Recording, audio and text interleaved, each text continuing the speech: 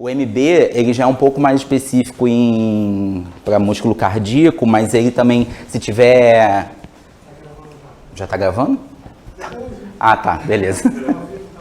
E o CK-MB, ele é específico de cardíaco, mas, por exemplo, soro lipêmico, soro hemolizado, ele também dá alterado, entendeu?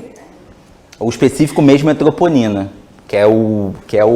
ele tem um pico alto, ele reage, dá um pico alto logo, e aí você consegue ter um padrão.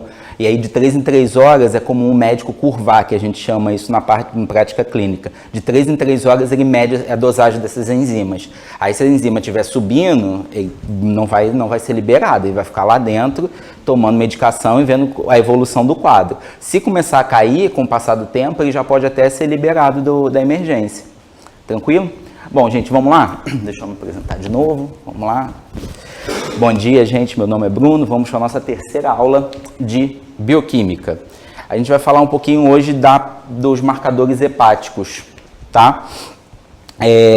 O fígado, antes de mais nada, a gente precisa falar que ele é o maior órgão glandular, né? Ele tem inúmeras funções metabólicas, síntese de proteína e aminoácidos, ureia, bile, metabolismo de glicose, de lipídio. Ele está relacionado com a parte da coagulação também. Alguns fatores de coagulação são produzidos no fígado.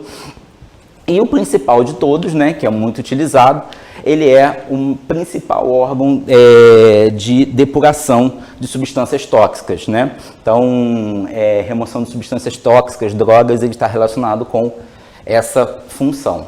Tranquilo? Então, ele está localizado basicamente aqui do lado direito, né, abaixo do diafragma. Ele é um órgão grande e ele, como eu falei, ele tem funções específicas, que as 3 principais delas são de armazenamento, de excreção e de defesa. Tá certo? Então, se a gente for daquele monte de funções que eu falei do fígado, a gente agrupa ela em 3 tipos, né? As funções de armazenamento, né? Seja armazenamento de glicogênio, triacilglicerol, vitaminas, ferro, cobre. Tem a parte excretora, é uma glândula, né? Então ele vai excretar alguma coisa. Ele tem a excreção da bile, do colesterol e dos ácidos biliares, estão relacionados com a digestão de gorduras, por exemplo.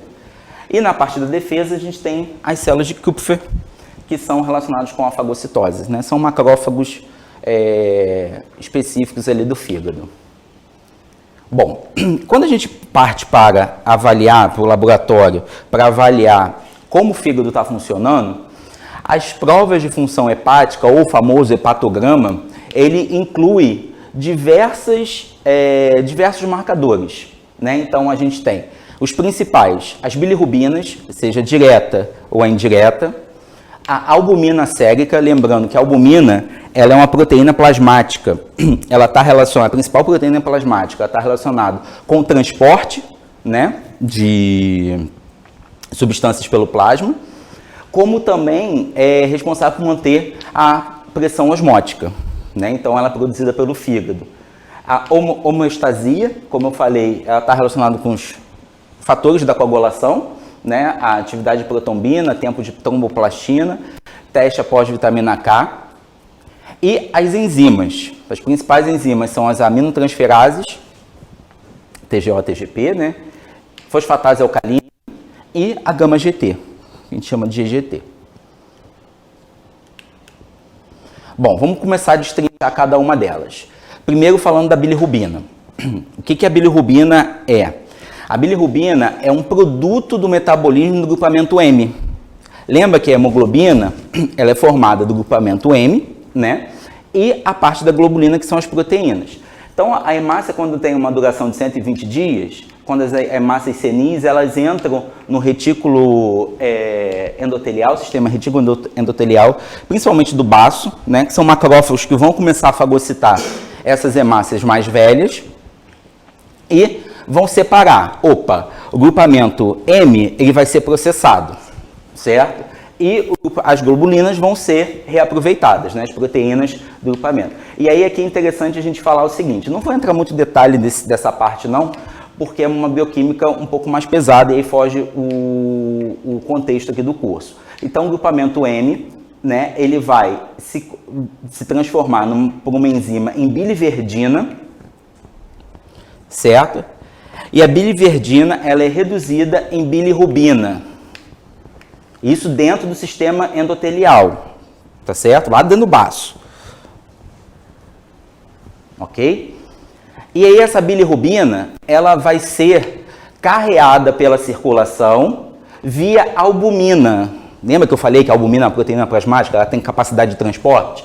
Então, essa bilirrubina, ela vai se combinar com a albumina até chegar ao fígado. Nesse momento, você tem a bilirrubina não conjugada, ou bilirrubina indireta. Entenderam isso? Então, a bilirrubina é um metabólito produzido a partir da decomposição do grupamento M, lá no baço, no sistema retículo-endotelial do baço, e ele vai cair na circulação. Quando ela cai na circulação, ela se combina com a albumina. E aí você tem a bilirrubina não conjugada, ou bilirrubina indireta. É aquela que está saindo do baço, está indo para o fígado. Ok? Entrou no fígado, entrou lá no hepatócito, e aí você vai ter a conjugação. A bilirrubina, ela vai se conjugar com uma substância chamada glicuronídeo, certo? No retículo endotelial ali do hepatócito. E essa sim, ela vai ser a bilirrubina conjugada.